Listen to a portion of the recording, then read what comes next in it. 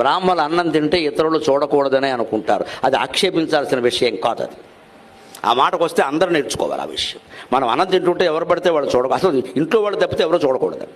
ఎవరు పడితే వాళ్ళు ఉంటే కులం మతం కాదండి, చూడకూడదండి. అలా ఒకడు ఎక్కువ తింటాడమ్మా, ఎంత తింటాడో నేను నిన్న చూశాడు, చచ్చిపోతాడు వాడు అన్యాయంగా. ఒకడు బాగా బలహీనంగా తినడు, ఏమీ తినడో ఏనాసి. ఎందుకు నీకు ఎత్తుకొచ్చిన కామెంటరీ ఇది?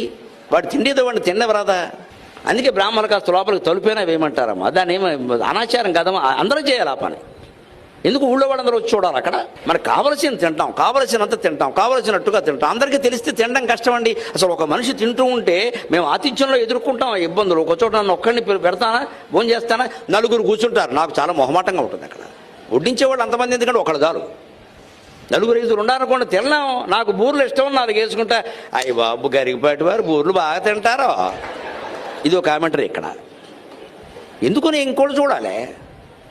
అంటే కొన్ని ఆచారాలు అలా రహస్యంగా ఉండవలసిందే, ఎవరిని అవమానించడం కాదు. అది ఆరోగ్యానికి సంబంధించిన విషయం, వ్యక్తిగత విషయం. దాన్ని ఎందుకు మనం కూడా పాటించవచ్చు, అన్ని కులాల వాళ్ళు పాటించవచ్చు. దీంట్లో ఇబ్బంది ఏం లేదు.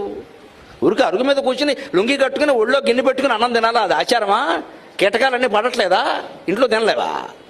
అనవలసిన అవసరమే లేదు. మంచిది ఎప్పుడు ఎవరి నుంచైనా నేర్చుకోవలసిందే. అదే లెక్క.